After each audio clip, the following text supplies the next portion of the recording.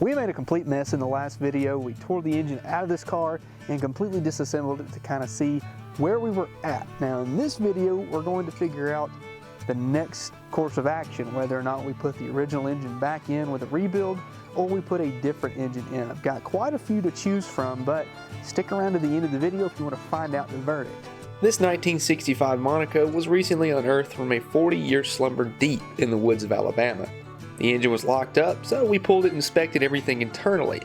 I dropped it off at a machine shop, so while we wait for the verdict, let's go ahead and clean up the car and restore some of the 60s former glory.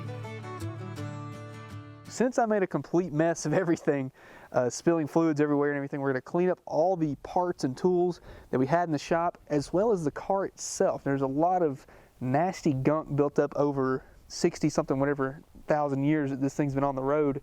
And we're going to degrease everything, pressure wash it, clean out the inside, because I really have high hopes for how nice the interior can look. It looks actually not as bad as you would expect. Clean out the trunk, get everything just ready and prepped for our new engine. This thing is disgusting. It's been pretty much a storage container for the last, no telling how many years, at least 40 I'd say, because that's how long it's been off the road. I mean, the headliner has fallen down and it's just piled on everything. There's hubcaps, there's clothes, there's Ford magazines from the early 80s in here, and there's just a lot of junk that I don't need. I don't even, is it a hat? If you give me 50 bucks, I will wear this hat right now. Guaranteed. How about the smell? That was a bad idea. Get a whiff of that. Get a whiff of that. It's pretty bad. I'm gonna just go ahead and trash that. I mean, there are some parts in here that we need to keep, but just look at, when I clear this stuff out, there's some of my transmission fluid from trying to get it unstuck. We'll keep that. Just look at how good the seats look.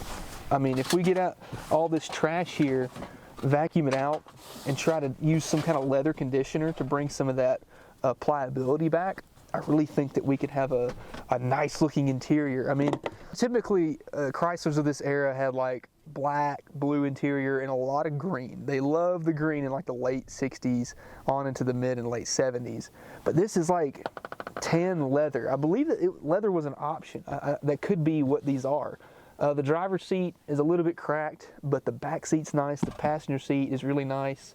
The dash is a little cracked too, but I think that it can clean up really nicely.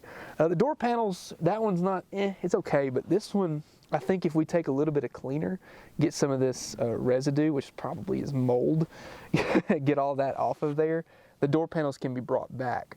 Then we'll go clean up the door jambs, make that look a little bit nicer. Maybe try to vacuum the carpet out. I don't know. It's questionable about how nice the carpet is, and it very well could be holding the floor together, so we may not need to take it out. But like I said, the back seat still looks very nice. This headliner is gotta go. It's really gotta come out, which is unfortunate, but it's expected on a car like this. But I think I have an idea on how to make that look a little bit nicer without breaking the bank, because you probably can buy a replacement headliner for these cars, but I kind of want to go like race car look in this thing. I've got a really crazy vision in my mind that I want to do. Anyway, let's start getting all the heavy stuff out, all the big things out. I've got a trash can over here. We'll load it up and just kind of take inventory of the things that we have and don't have. But before we do that, the good news is, in light of recent events in the world, I've got a mask here that I will be able to put on, because this thing has probably had at least 700 different rats living in it at one point, and I don't want to breathe that in. Look, my glasses are already fogging up. It's going to be a good day. A little bit of the Mr. Good Hands. I think I mentioned this in the last video. I don't remember if there was a copyright on it or not. Never heard of it. Got some old food trays. This book is kind of cool. I kind of want to keep it and look through it, so I might set that to the side just to see if there's any kind of neat ads. Oh my good Lord. What is that? Is it concrete? This is actually a bag of concrete. I had no idea this was in here. Look at that. That's a bag of concrete. Why is it in here? Okay. Oh no, the box is broken. Come on out there. Oh no. Well.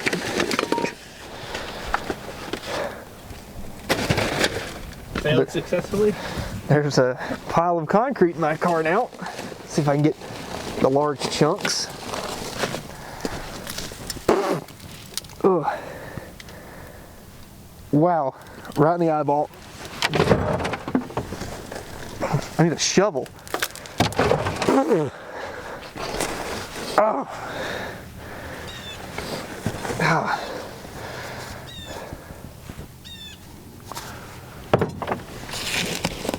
Why is there? Oh. Close my eyes. There's the bag of Quickcrete. Might have to vacuum a lot of that up, but I can get the big chunks out. They just set it in here. It looks like they never used it, and then tossed it shortly thereafter. There's some kind of vial of sorts. See if I can scoop some of this big stuff out. Oh no! Watch your eyes. Close your eyes. Okay. Well, that's at least not as bad as it. Well, actually, I probably made it worse. But I can vacuum a lot of that out. Hey, look, another magazine under all this. What is this?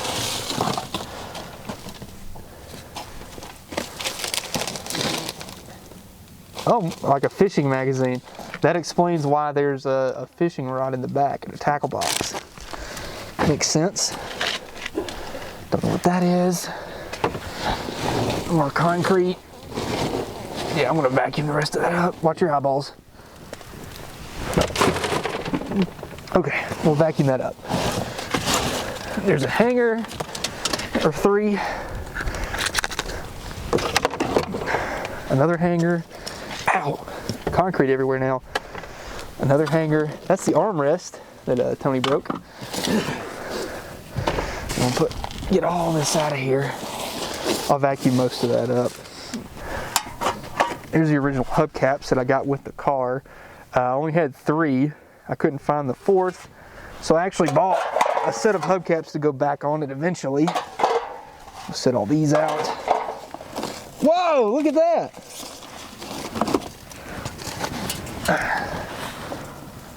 Jumbo orange soda. Dang, I love me some orange soda. Chattanooga, Tennessee. I was trying to find a copyright on it, see what year it was from. I don't see one. Hey Tony, who loves orange soda? McCool. No, oh man, I forget how young you are. It's Kel. Kel loves orange soda. Look, whoa, that's pretty cool. Have you ever seen a canned Gatorade? I've never seen that before. See if there's a copyright. 1983, so very close to 40 years ago. Should we keep that? No, that's trash. No. You want it? Okay. Keep that. Keep that. That's. Has about a vintage Coke can. Back when it still said Coke. All aluminum can. Copyright. I don't see one. Do you want that too? No. Would you like the vintage can of Budweiser as well? I guess this is pieces of, I don't know if that's pieces of headliner or if it's just stuff they stored in there, but I'm not gonna keep that anyway. There's more can. Oh, look at the Coke bottle. That's pretty cool. Some piece of, oh wow. Some piece of angle iron, but it just shedded itself. Let's see when this Coke bottle is from.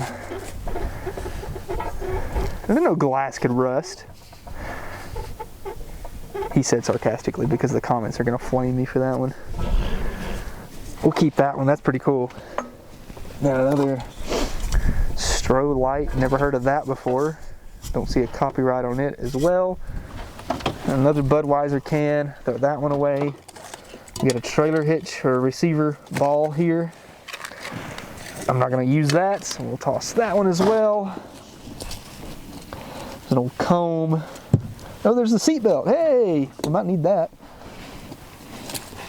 I think the rest of this stuff I can vacuum up pretty good, so I don't have to get too involved with it. There's another one of these vial looking things.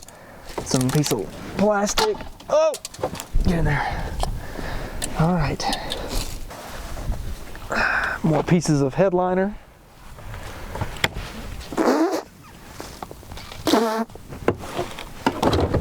Oh no. Ugh. Is it headliner again? Or is it a piece of clothing? Ugh, I don't want to know. This little glass. Is it a shot? A salt shaker? Almost said. A salt shaker in the back. Don't need that. It's a bow for the headliner. It just exploded. Don't need that. Face. There's a lot of bubble wrap back here. Let's see, what is this? Wow! Electric Guard multi-outlet power strip. 5-year warranty. I wonder if that's expired. Look at there. I guarantee you that's one of the original spark plugs. That's a Champion big block spark plug, so probably an original. It had auto lights in it whenever I first got the car, so it's had a set of spark plugs put in it at least. More plastic. There's another seat belt glued to the floor. More hangers. Oh.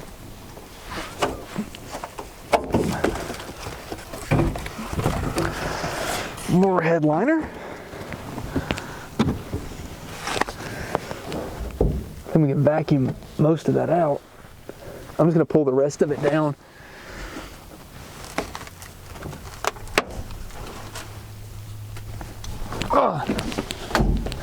Can't see. Glasses are fogged.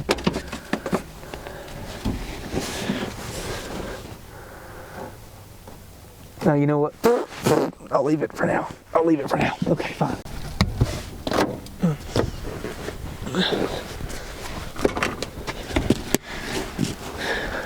Oh. Whew. Is this what Indiana Jones feels like?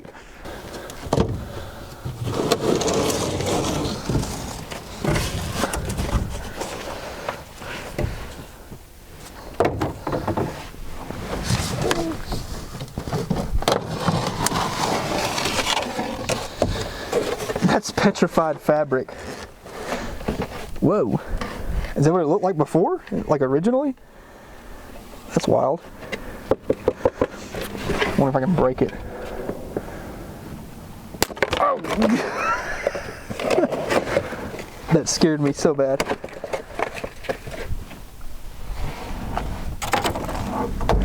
And a book. Wonder what this book is. The Better Home Manual.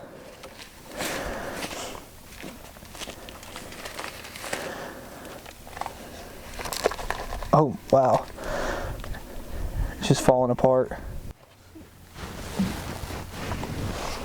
Take a waffle cone, take a really bad one. Take a bite. Bet. You have to go with my salary for that.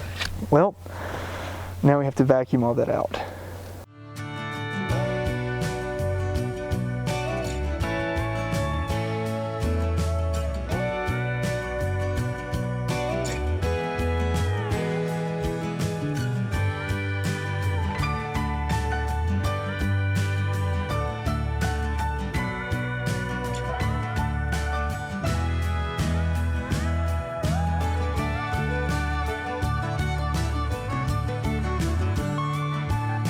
Got the 3/4 race cam and the double hump heads in my Craftsman vacuum here. Listen to her start up.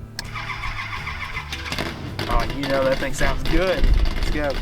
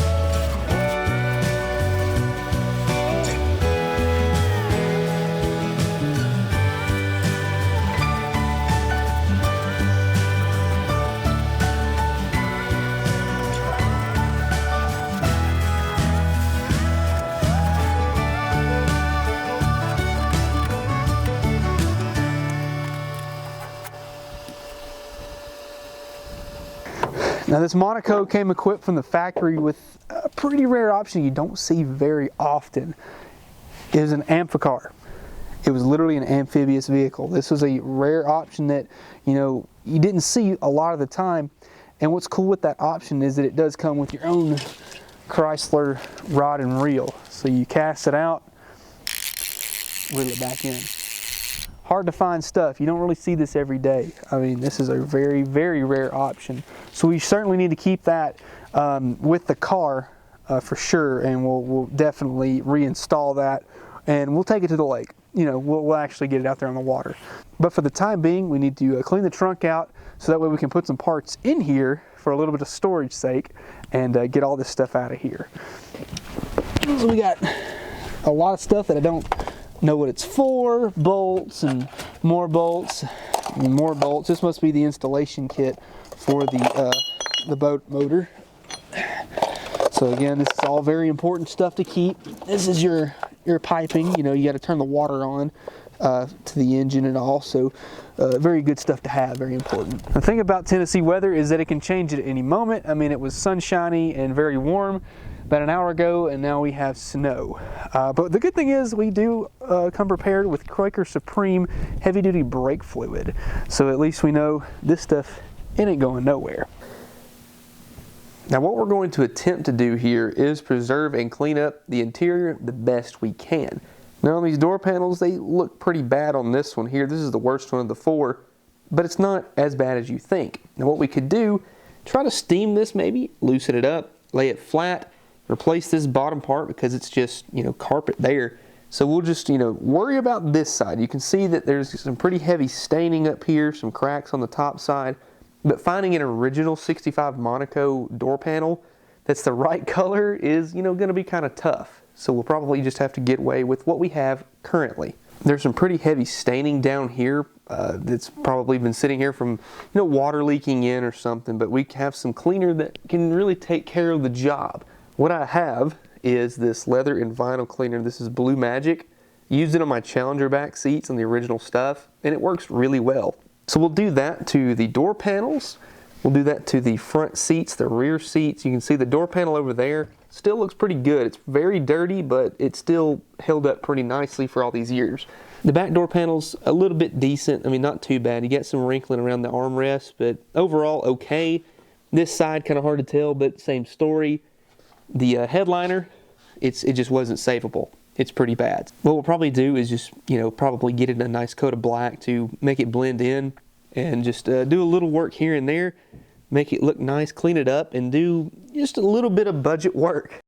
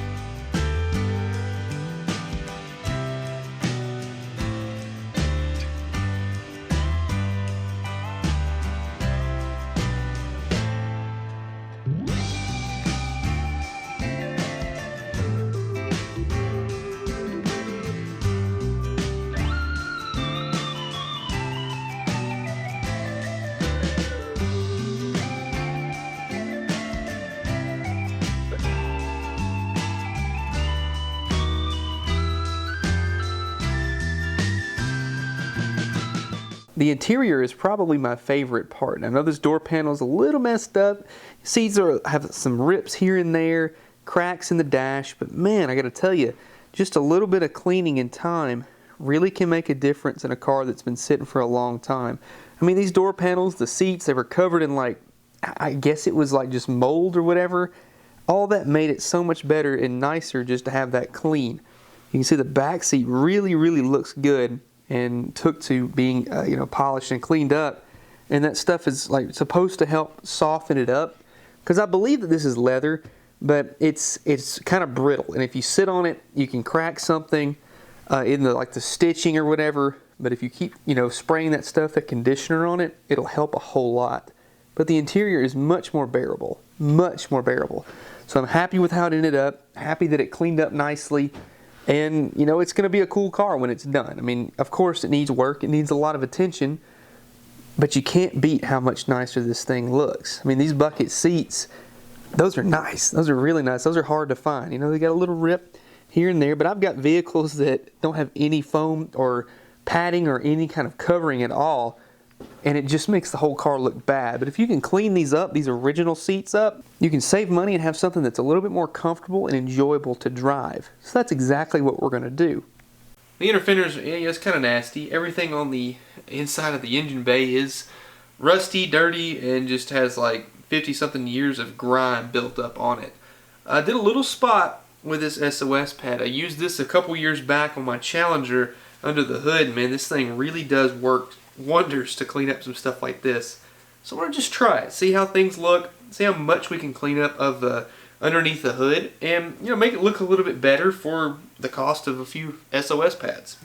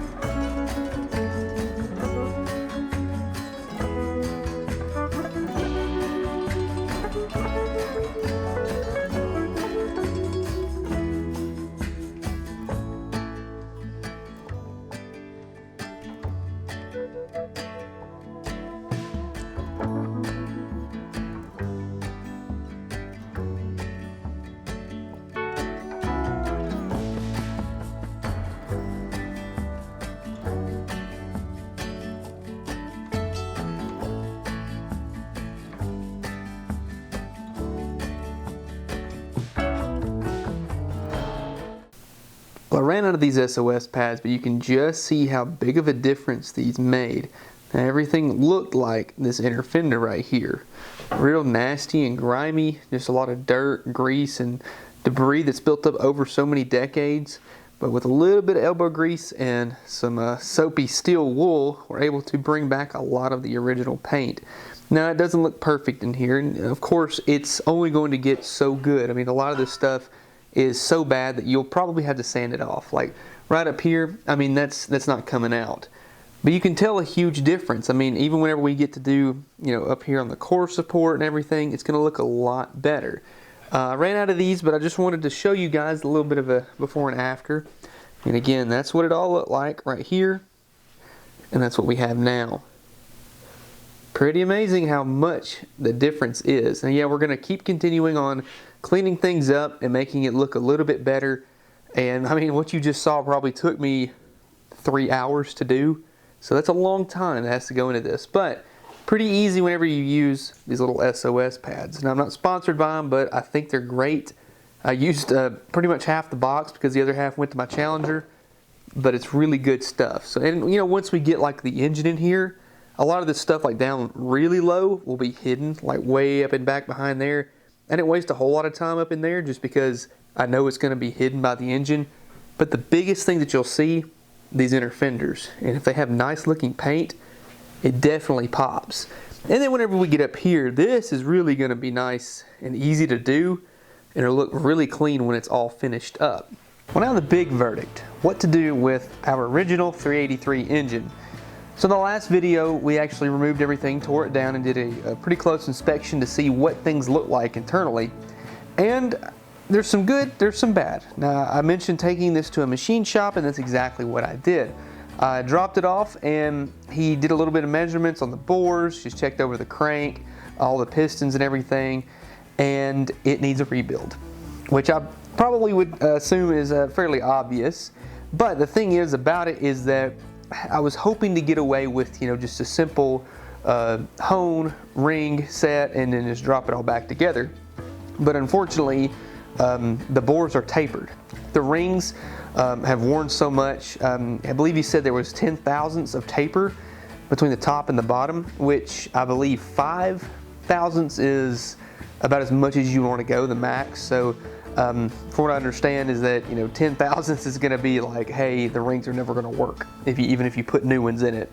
So with that being said, it's in need of a rebuild. Now, money. It's a little pricey. Doing an engine like that, it can be expensive. Not only that, but time is involved in that. So a lot of time that goes into having to rebuild an engine, especially with all the machine work that goes into it. The good news is though, as far as like the cranks and the pistons and the rods and all that stuff, all that looked good. It would have to go, maybe 30 or 40 over depending on how bad the overbore is or how bad it's been worn. If we had like, 30 or 40 over, we could get away with that. New pistons, new rings, use the old rods, recondition them, new bearings and all that good stuff. The crank looked good, so we could polish that, he said, so that's a good sign. The bottom end looked absolutely amazing, as far as like bearings and stuff go. There was some wear here and there, but overall it was great. The heads are a different story. Now, 65 being the year that it is, there was lead in the gasoline.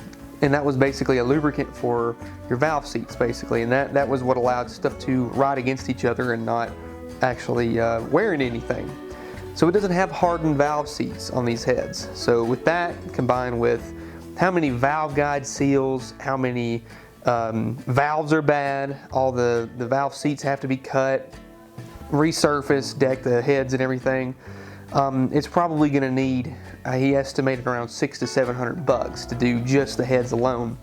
And that's a little heartbreaking whenever, just for a little bit more you can go with a good set of 440 source heads. I've used them before in the past on my Charger, so it's kind of hard to say. Now they are 5/16, they're closed chambered heads, so a little extra compression is nice to have compared to the 440 source heads.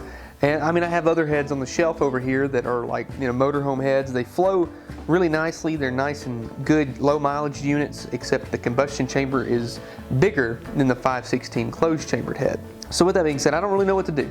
I'm kind of at a loss. I really want to, I think the engine is probably good for a rebuild. I think that's something I want to do. Spend a little extra money, just do it once, do it right.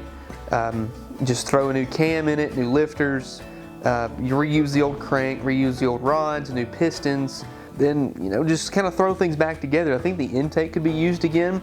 We can use a lot of these old parts and then put them back on the engine and make something good out of it. But another thing to consider is, again, I do have a complete carb to pan running engine, a running low deck big block that could go fit snugly back in between the inner fenders of this car for probably a quarter of the price. I have a $500 in a running engine and transmission that was out of like a mid-70s Cordoba, and I could drop it in.